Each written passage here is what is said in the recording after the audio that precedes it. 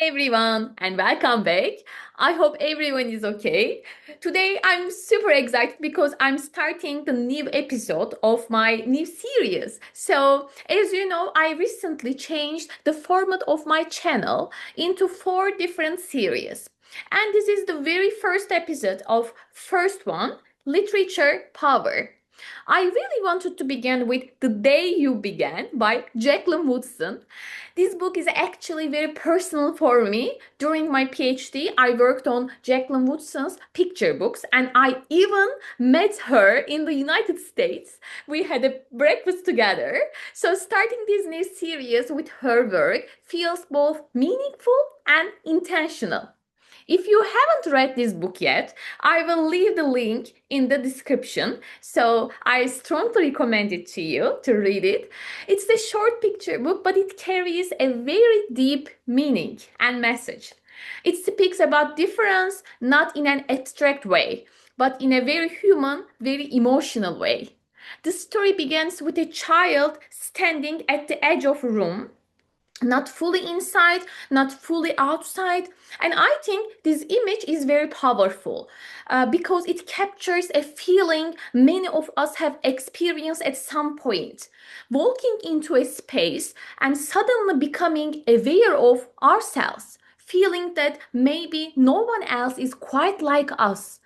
And the book tells us something very simple but very important. This feeling is normal. There will be moments when you feel different, when you feel alone in that difference. It is total normal things.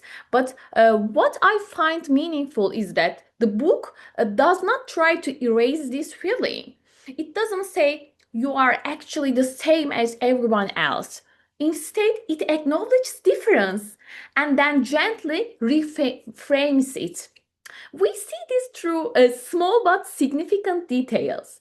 For example, a girl holding her hair, and this moment immediately brings us to the idea that identity is embodied. It can be your hair, your skin, your clothes. These are not just physical traits, but they also carry cultural meaning. Difference is visible, and sometimes that visibility can make you feel exposed.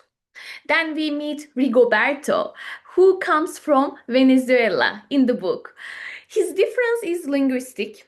When he speaks, the class laughs, and in that moment, we feel his hesitation. Will I be understood? Will I be accepted? But then something very small changes everything.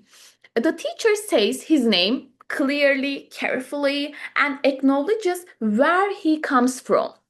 And that moment becomes a moment of recognition. I think this is one of the most important points in the book. Sometimes belonging begins with being named correctly, with being seen, not erased. Later in the story, the children talk about their summer experiences.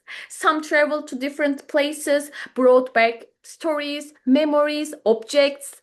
But the main character didn't go anywhere else far. She stayed home with her little sister. And yet she says something very powerful. Through books, she went everywhere. So, what looks like absence, like not having enough, transforms into something else.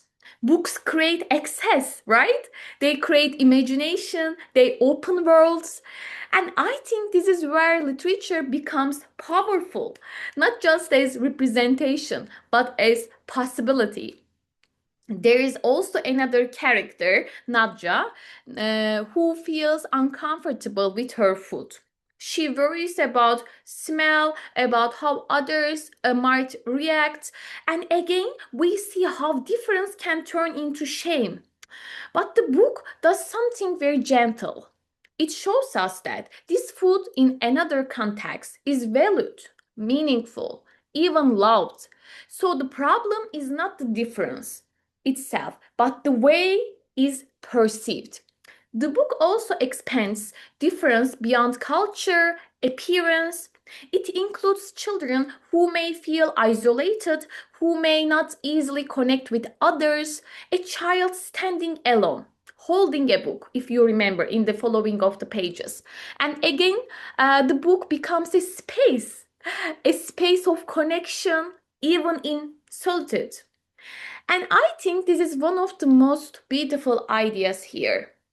Reading does not only teach us about others, it also keeps us company when we feel alone. At the end of the book, there is a very striking image. The main character and her little sister holding books rising into sky. It's a simple image, but symbolically very strong. Because the sky, flight, these are always connected to freedom. And here, books become the medium of that freedom. Through stories, through imagination, through accepting who we are, we began to feel less confident, less limited. We began to feel free. And the book closes with a very important message. Every child is different. What we eat, how we speak, where we come from, what we read, these are not things that separate us. They expand us. They make us more complex, more interesting, more human. And I think that's why this book stays with you. Because it doesn't try to simplify identity, it allows it to exist in all complexity, but in a way that is still accessible, still gentle. For me, this is not just a children's book. It's a text about recognition, about belonging, and about the quiet power of literature. So, this is how I wanted to begin the Literature Power series. I hope you enjoy it. Thank you so much for being here, and I'll see you in the next episode. Bye.